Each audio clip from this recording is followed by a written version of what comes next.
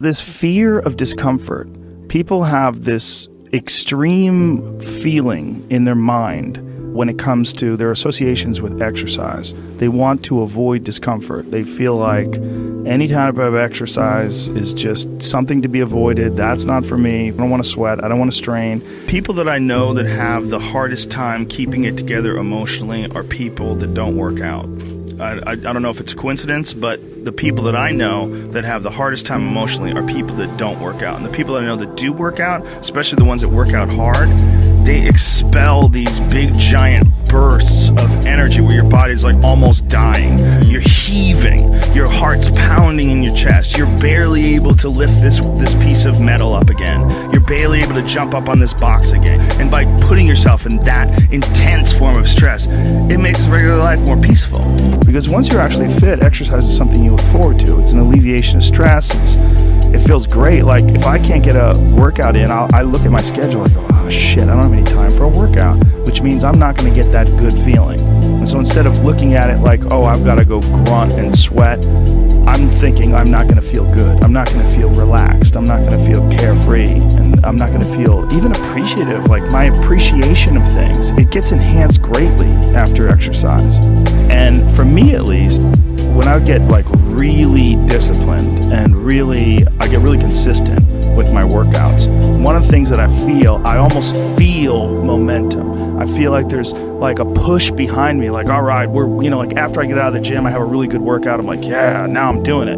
I'm doing it all the time now. And I'm looking forward to the next time. And it makes that resistance much weaker, and it makes my motivation and my discipline much stronger. But it's based on just the consistency. You know, like blowing something off, like blowing off an exercise that you planned is not just bad for you physically, it's also bad mentally, because then that option is now available. The option to fuck off is available. And you did it before, and you're probably going to do it again, and you'll get mediocre results, not just in that aspect of your life, but maybe in all aspects of your life. Because I think that option to fuck off, when you embrace it, that is a pathway that you might choose when it comes to dealing with conflict in your personal life, dealing with business decisions, dealing with career decisions, like an uncomfortable decision that you might be faced with, where maybe you need to make a change as far as like what your pathway is in life, but you don't do it, and instead you fuck off. And that inclination to fuck off, I think, that gathers momentum as well.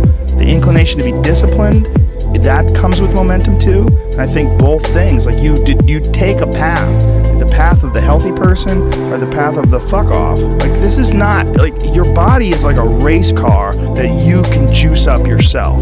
Like you can add the fat tires, you can add the improved suspension, you can beef up the horsepower in the engine. You can do all that yourself. Or you could just choose to have this shitty body that's always falling apart on you, because we're essentially ecosystems. We're in charge. This weird consciousness that has all this resistance and has all this inclination towards comfort and fucking off and blowing things off is what is in charge of making all these things happen that keep this ecosystem healthy. It's almost like if Earth itself had like a shitty manager. You know, if like there was a manager or a natural manager of Earth that was like, oh God, who cares if it rains? Oh God, you know, like I'm gonna stop growing things. I don't give a shit anymore. It's all stupid anyway. People that don't exercise, they physically feel their own body diminishing, and they just feel it's inevitable.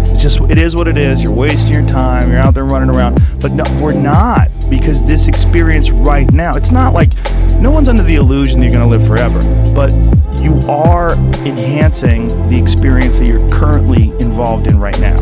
And you are alive. You do experience this life. But do you experience this life optimally? Is it as enjoyable as it can be? And we all know that there's a spectrum for that enjoyability. Like we've all had times in our life where it's not been so great. And then times in our life where everything came together, like, what a fucking great day, woo!